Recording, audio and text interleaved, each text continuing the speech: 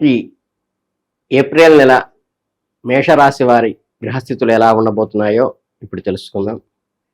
April 17 అమావాస్య తర్వాత ఎలా ఉండబోతోందో కూడా పూర్తి వివరాలు తెలుసుకుందాం. మేషరాశి వారు సహజంగానే అగ్నితత్వానికి ప్రతీక.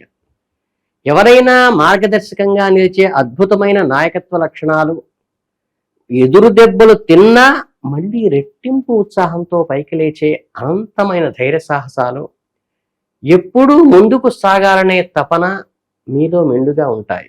మీరు తీసుకునే నిర్ణయాలు చాలా పదునుగాను చాలా స్పష్టంగాను ఉంటాయి.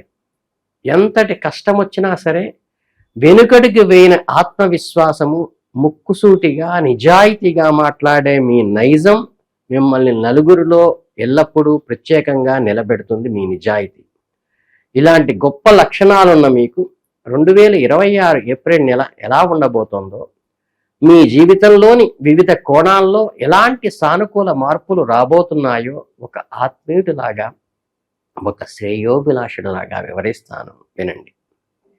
సాధారణంగా ఈ ఏప్రిల్ నెలలో సూర్య భగవానుడు 12వ మరియు మొదటి ఇంట్లో సంచరించటం వల్ల ప్రారంభంలో కాస్త స్తబ్దత ఉన్నప్పటికీ కూడా నెల 2వ సగంలో అనగా ఏప్రిల్ 14 తర్వాత సూర్యుడు ఉచ్చస్థితిలోకి చేరుకుంటాడు. ఈ సమయంలో మీకు ఎంతో అనుకూలమైన శక్తిని, ఉత్సాహాన్ని ఇస్తుంది. మీలో ఉండే ఈ గొప్ప పాజిటివ్ ఈ నెలలో వచ్చే చిన్న చిన్న సవాళ్ళను సైతం పూచిక పుల్లలాగా తీసి అవతల పారేసి ముందుకు నడవగలుగుతారు. మీ వృత్తిపరమైన జీవితంలో కెరియరు లేదా ఉద్యోగ విషయాల గురించి మనం మాట్లాడుకుంటే, ఈ నెలలో మీరు కొంచెం ప్రణాళికాబద్ధంగా అడుగులు వేయవలసి ఉంటుంది. కర్మస్థానానికి అధిపతైన శనిదేవుడు 12వ ఇంట్లో ఉండటం వల్ల, ఏప్రిల్ 22 వరకు అస్తమించి ఉండటం వల్ల పనుల్లో కాస్త జాప్యం జరిగే అవకాశం ఉంటుంది. శని మందుడు కాబట్టి మీరు ఎంతో కష్టపడి చేసిన పనికి వెంటనే గుర్తింపు రాకపోవటం కానీ, ఆశించిన స్థాయిలో పనులు వేగంగా జరగకపోవటం కానీ మీకు కొద్దిగా అసంతృప్తిని కలిగిస్తాయి. ఇక్కడే మీ సహజమైన లక్షణమైన పోరాట పటిమను బయటికి తీయవలసిన అవసరం ఎంతో ఉంటుంది. మీలో ఉన్న అమితమైన శక్తిని సరైన దిశలో పెట్టుబడిగా పెట్టాలి. ముఖ్యంగా వ్యాపారం చేసేవారు లేదా ఉద్యోగంలో కీలక నిర్ణయాలు తీసుకునేవారు ఏప్రిల్ 11వ తేదీ లోపు ప్లాన్ చేసుకోవటం ముఖ్యం. ఎందుకంటే అప్పటి వరకు బుధగ్రహం లాభస్థానంలో ఉండి మీకు అన్ని విధాలా లాభాలను చేకూర్చడానికి తమ వంతు ప్రయత్నం చేస్తుంది.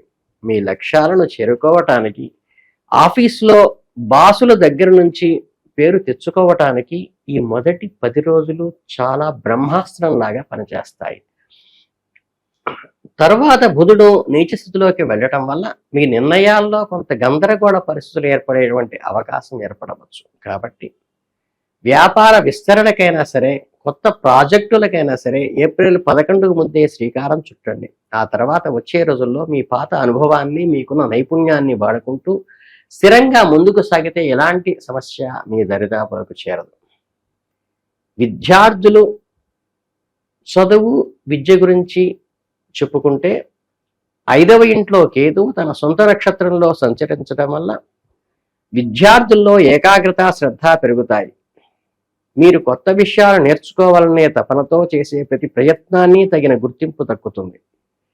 మేషరాశి వారికి సహజంగా ఉండే ఆతృతను కొద్దిసేపు పక్కన పెడితే ప్రశాంతమైన వాతావరణంలో చదువుపై దృష్టి పెట్టండి. పోటీ పరీక్షలకు సిద్ధమవుతున్న వారు ఖచ్చితమైన ప్రణాళికతో నిబద్ధతగా ముందుకు వెళితే అద్భుతమైన ఫలితాలు సాధిస్తారు.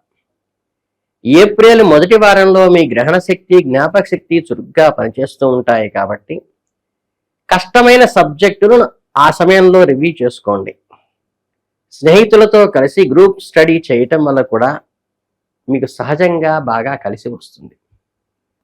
ఇక మీ ఆర్థిక పరిస్థితి, ఆదాయ వ్యయాల గురించి ఆలోచిస్తే ఈ నెల మీకు సగటు కంటే మెరుగైన ఆశాజనకమైన ఫలితాలనే అందిస్తుంది. లాభస్థానంలో ఉన్న రాహు మీకు ఎప్పటికప్పుడు ఏదో ఒక రూపంలో ఆర్థిక ప్రయోజనాలను చేకూర్చుతూనే ఉంటుంది. ఏప్రిల్ 11 వరకు బుధుడు, అలాగే ఏప్రిల్ 2 వరకు కుజుడు కూడా మీ ఆదాయ పట్టికను పెంచేందుకే లాభదాయకమైన పరిస్థితుల్లో సృష్టిస్తారు. డబ్బు సంపాదించడం ఎంత ముఖ్యమో దాన్ని భవిష్యత్తు కోసం నిలబెట్టుకోవటం కూడా అంతే ముఖ్యం కదా. ధనస్థానమైన శనిదేవుడు చూపు నిరంతరం ఉండటం వల్ల పొదుపు విషయంలో కొద్దిగా ఇబ్బందులు ఎదురైనట్లుగా కనిపిస్తాయి. అనుకోని ఖర్చులు రావటము, మీరు ప్లాన్ చేసిన బడ్జెట్ దాటి వెళ్ళేటువంటి అవకాశము కనిపిస్తుంది.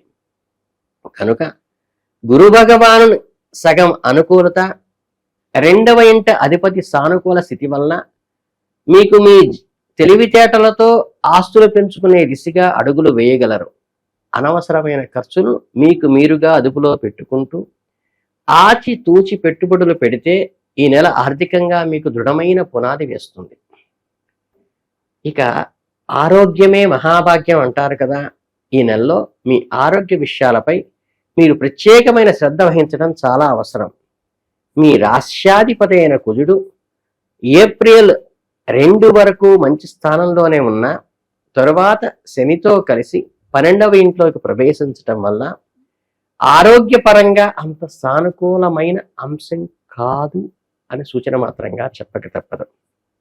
దీనికి తోడు ఆరోగ్యకారకుడైన సూర్యుడు కూడా ఏప్రిల్ 14 వరకు 12వ ఇంట్లోనే ఉంటాడు వ్యయంలో. కాబట్టి ఈ సమయంలో వాహనాలు నడిపేటప్పుడు చాలా అప్రమత్తంగా ఉండండి. దూకుడుగా వెళ్ళటము మీ సహజ లక్షణం అయినప్పటికీ ఈ నెలలో మాత్రం నిదానమే ప్రధానము అన్నట్లు వ్యవహరించి ఏప్రిల్ 14 తర్వాత సూర్యుడు మీ రాశిలోకి మొదటి ఇంట్లోకి ప్రవేశించినప్పటి నుండి మీలో మళ్ళీ కొత్త ఉద్యోగము, ప్రాణశక్తి పొందుతాయి. అంతకు ముందు ఉన్న చిన్న చిన్న అనారోగ్య సమస్యలు ఏదైనా ఉంటే అవి క్రమంగా మాయమైపోతాయి. మంచి పోషకాహారం తీసుకోవటము, వేసవి కాలం కాబట్టి నీళ్లు ఎక్కువగా తాగటము, యోగా లేదా ధ్యానం లాంటివి దినచర్యలో భాగం చేసుకుంటే ఆరోగ్యంలో ఎటువంటి ఇబ్బందులు రావు. ఇక ఫ్యామిలీ రిలేషన్స్కి వస్తే మీ కుటుంబము, స్నేహితులు మరియు వ్యక్తిగత సంబంధాల విషయంలో ఎంతో ప్రశాంతతను, ఆనందాన్ని ఇస్తుంది ఈ నెల. ద్వితీయ స్థానమైన శుక్రుడు, స్థానాధిపతి అయిన శుక్రుడు మీకు అనుకూలమైన ఫలితాలు ఇవ్వటానికి పూర్తి స్థాయిలో సిద్ధంగా ఉన్నాడు. కుటుంబంలో ఇంతకుముందు ఏదైనా చిన్న చిన్న మనస్పర్ధలు లేదా మాట పట్టింపులు ఉంటే అవి ఈ నెలలో వాటంతట అవే తొలగిపోయి ఆత్మీయత పెరుగుతుంది మీ అందరి మధ్య. ఏప్రిల్ 2 తర్వాత కుజుడి ప్రతికూల ప్రభావం తగ్గిపోతుంది. ఏప్రిల్ 19 నాటికి శుక్రుడి ప్రభావం మరింత మెరుగుపడంతో ఇంట్లో ఒక రకమైన పండగ వాతావరణం ఏర్పడుతుంది. మీ మాట తీరులో ఉండే నిజాయితీని కుటుంబ సభ్యులు పూర్తిగా అర్థం చేసుకుంటారు. చతుర్థ స్థానంలో పెద్దగా గ్రహాల ప్రభావం లేకపోవటం వల్ల గృహ వాతావరణం యథాతథంగాను ప్రశాంతంగాను సాగిపోతుంది. మీ వంతుగా కొంచెం ప్రేమను, సమయాన్ని కుటుంబానికి కేటాయిస్తే జీవితంలో ఆనందదాయకమవుతుంది ఈ నెల. ఇక ఈ లవ్ అండ్ మ్యారేజ్, ప్రేమ వివాహ సంబంధమైన విషయాల్లోకి తీసుకుంటే మేషరాశి వారికి ఎంతో పారదర్శకంగాను ఎవరిని మోసం చేయని విధంగానూ ఉండే లక్షణం మీకు సహజ లక్షణం కాబట్టి ఏప్రిల్ 14 వరకు పంచమాధిపతి అయిన సూర్యుడు స్థానంలో అంత అనుకూలంగా లేదు కాబట్టి ప్రేమ వ్యవహారాల్లో చిన్నపాటి అపార్థాలకు దారితీసే అవకాశం ఉంది. ముఖ్యంగా దూర ప్రాంతాల్లో ఉండే ప్రేమికులు, లాంగ్ డిస్టెన్స్ వారికి పెద్దగా ఇబ్బంది ఉండదు. కానీ దగ్గరగా ఉండే వారికి ఒకరినొకరు గౌరవించుకుంటూ ఎదుటివారి మనోభావాల్ని దెబ్బతీయకుండా నడుచుకోవటం, జాగ్రత్త వహించడం అవసరం. ఈ చిన్న జాగ్రత్త అయినా, కోపంతో అన్న చిన్న మాటలైనా బంధాన్ని దెబ్బతీసే అవకాశం ఉన్నది కాబట్టి జాగ్రత్తగా ఉండండి. వివాహితుల విషయానికి వస్తే 7వ ఇంట అధిపతి శుక్రుడు మీకు అండగా ఉన్నందువల్ల వైవాహిక జీవితం సంతోషంగా సాగుతుంది. గురుగ్రహం యొక్క చూపు కూడా మీ బంధాన్ని మరింత బలోపేతం చేస్తుంది. అంటే ఏప్రిల్ 2 తర్వాత కుజుని 8వ చూపు 7వ ఇంట వైపు పడటం వల్ల భాగస్వామితో అప్పుడప్పుడు చిన్న వాదనలు రావచ్చు. మీ కోపాన్ని అదుపులో పెట్టుకుని సర్దుకుపోయే ధోరణి అలవాటు చేసుకుంటే వైవాహిక జీవితం అద్భుతంగా సాగుతుంది. పెళ్లి సంబంధాలు చూస్తున్న వారికి ఈ నెలలో మంచి కబురు అందే అవకాశం కూడా ఉంటుంది. సంతోషించండి. అలాగే ఓవరాల్గా చూస్తే ఈ మాసమంతా కూడా చిన్న చిన్న అప్ అండ్ డౌన్స్ కలిగిన చక్కని వాతావరణంలో ముందుకు వెళ్తుంది. బిజినెస్ పరంగానేమో 11లో ప్రయారిటీ చేసుకోండి, మిగతా విషయాల్లో 17 తర్వాత ఉండండి. అంటే ఏప్రిల్ 17 అమావాస్య తర్వాత మేషరాశి వారికి ఒక చక్కని అనుభవాల సమ్మేళనం లాగా ఉంటుంది.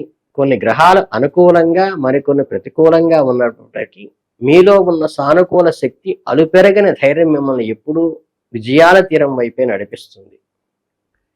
ఈ తేదీన ముఖ్యమైన మైలురాయిగా పెట్టుకుని మీ కెరీరు, వ్యాపార సంబంధమైన పనుల్ని పూర్తి చేసుకోండి. తర్వాత కాస్త ప్రశాంతంగా ఉంటూ వచ్చిన అవకాశాలను పరుచుకుంటూ సాగితే సరిపోతుంది.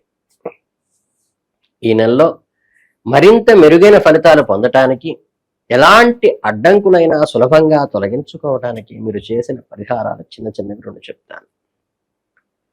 అపారమైన శక్తిని, ధైర్యానికి ప్రత్యేకమైన ఆంజనేయ స్వామి మీకు ఈ నెలలో ఆరాధ్య దైవంగా ఉండాలి.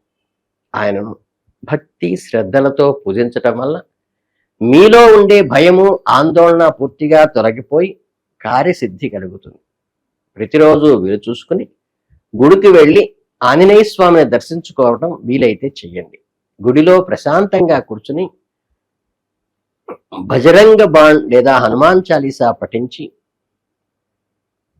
స్వామి అర్చన చేయించుకోవటం వల్ల మీలోని ఎనలేని పాజిటివ్ ఎనర్జీ నింపుతారు. అలాగే మంగళవారం లేదా శనివారం రోజుల్లో ఆంజనేయ స్వామికి ఎంతో ఇష్టమైన ఎరుపు రంగు ప్రసాదాన్ని, అంటే ఎర్రని జిలేబీలు కానీ, బూందీ కానీ, దానిమ్మ పండ్లు కానీ గుడిలో నైవేద్యంగా సమర్పించి అక్కడ ఉన్న భక్తులకు, ముఖ్యంగా మీ స్నేహితులకు పంచండి. అలానే దేవుడికి పెట్టిన కుంకుమ లేదా కేసరిని నివేదనగా పెట్టండి. కుంకుమని, తిలకాన్ని ప్రతిరోజు ఉదయాన్నే సింధూరాన్ని మీ నుదుటను ధరించండి. ఇలా చేయటం వల్ల మీపై ఉన్న గ్రహదోషాల్ని తొలగిపోతాయి. మీ ముఖంలో ఒక ప్రత్యేకమైన ఆకర్షణతోనూ మనసులో ప్రశాంతతను ఏర్పడుతుంది. ఈ ఏప్రిల్ నెల మీకు అన్ని విధాల విజయాలను, సుఖ సంతోషాలను అందించాలని మనస్ఫూర్తిగా ఆశీర్వదిస్తున్నాను. ఏప్రిల్ 20 అక్షయ తృతీయ తర్వాత మేషరాశి వారికి ఎలా ఉండబోతోందంటే, ఈ అక్షయ తృతీయ రోజు మేషరాశి వారు చేయాల్సిన పూజ, జపించాల్సిన మంత్రము ఏమిటి అంటే, ప్రధానంగా హనుమత్ మంగళాష్టకం లాంటిది చదువుకోవటం మంచిది. లక్ష్మీ పూజ, ఓం శ్రీం శ్రీయై నమః అనేటువంటి మంత్రాన్ని జపించడం వల్ల లక్ష్మీ కటాక్షము, హనుమత్ మంగళాష్టకం చదవటం వల్ల శత్రువుల మీద జయము, మీకు విజయము, ధైర్య సాహసాలతో ముందుకెళ్లేటువంటి నేర్పరి మీకు అందుతుంది. కనుక మీ అందరికీ శుభాశిస్సులు తెలియజేసుకుంటూ ధన్యవాదాలు.